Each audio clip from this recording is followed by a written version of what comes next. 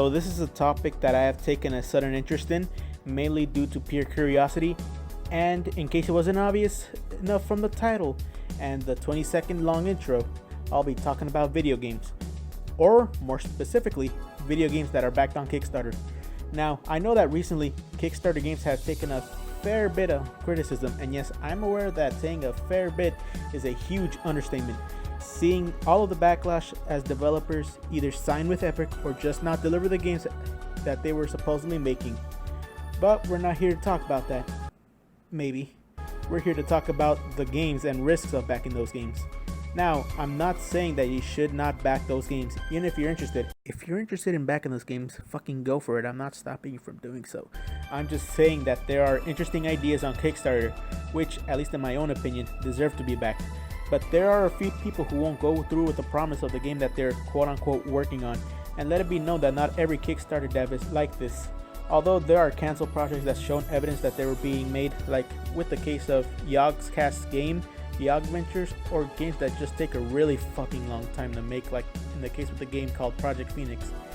So basically what I'm saying is that due to internal struggles, games get canceled, and there are games that take a while to make and eventually come out. Like for example, A Hat in Time, one of the best 3D platformers of recent years, which is finally getting released on the Switch this October. I'll definitely pick up the Switch version even though I own it on Steam. That game was in development since 2012 and got released back in 2017. Or how about the aforementioned Project Phoenix, which has been in development since 2012 with no confirmed release date as of yet. Take a look for yourself. The comments on the Kickstarter are constantly asking for refunds.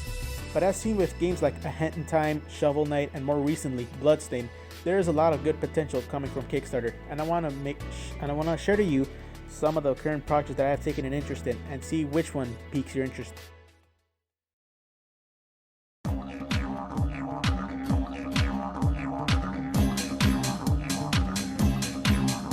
Ty the Tasmanian Tiger is a game that I really enjoyed when I was much younger, or to be more specific, when I was around 5 to 6 years old.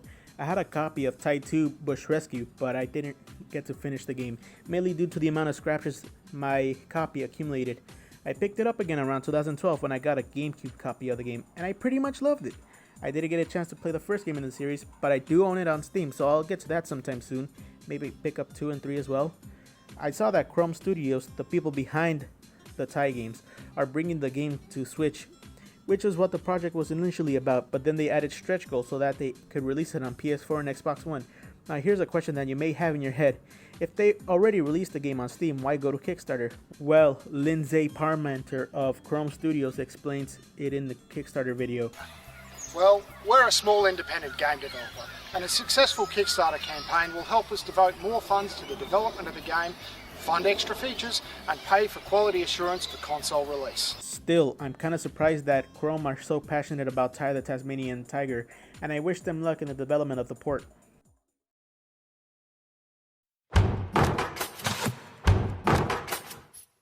Dreamscaper is a roguelike game. Basically, if you played a roguelike before this, won't be any different.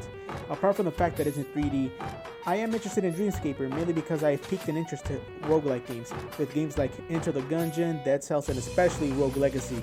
I don't know, I'm just interested in this game, mainly due to it being a roguelike. If you don't know what a roguelike is like, here's what it's like. One life to go through a considerably short game.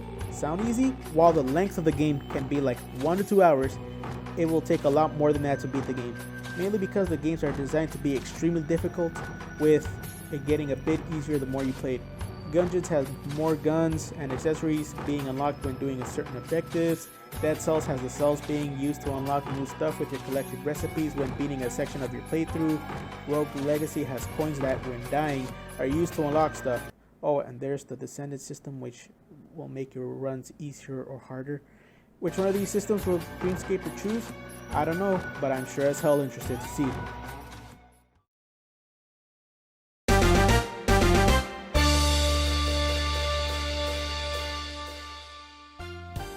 Ayo the Clown is a platformer that was previously on Kickstarter back in 2017 but never got funded, and came back earlier this month since they were really passionate about the game.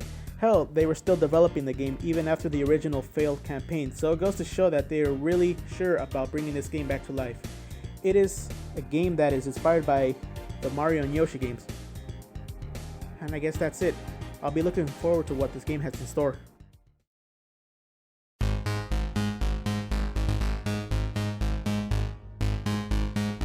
So, what is the main takeaway in all of this? I guess it's despite all the bad rep Kickstarter games have been getting recently, either with games signing a timed epic exclusivity deal, being bad, or not delivering the games in the first place, or as in the case with the game Raw, being way too ambitious of a game to be backed on Kickstarter. There are still devs on Kickstarter that are really want to bring their ideas into fruition. I haven't even talked about other successful Kickstarter projects that are really good, like Hollow Knight, Wasteland 2, Darkest Dungeon, the Banner Saga trilogy, Undertale, and the Divinity Original Sin games, especially Original Sin 2, which is the most critically acclaimed game that came from Kickstarter. And there are even other games on Kickstarter that interest me, but I decided not to talk extensively about them due to it being a bit boring to do so, and it would take a while to do so. So let's get to the ones that I haven't gotten time to talk for, I guess. Kumo, a solo developed game that kind of reminds me of Rime, but it being more focused on platforming and puzzles. Zenith, a VR MMORPG that seems to have support from notable names like Adam Hedinel, MMO game designer, and Emmy Evans, vocalist who sang the songs you hear in Drakengard 3, Nier, and Nier Automata. Little Witch Academia, VR broom racing. I don't need to explain, I'm pretty sure you can guess what the premise of the game is. Fiction Sphere, a Mega Man style beat 'em up game whose devs have worked on a Mega Man fan game before, so they at least know what they're doing. And so many more games that could be the next big indie game. Also, I am willing to take some criticisms on the video, as I am willing to improve on future videos. Anyways, I'll see you all next time. Hopefully.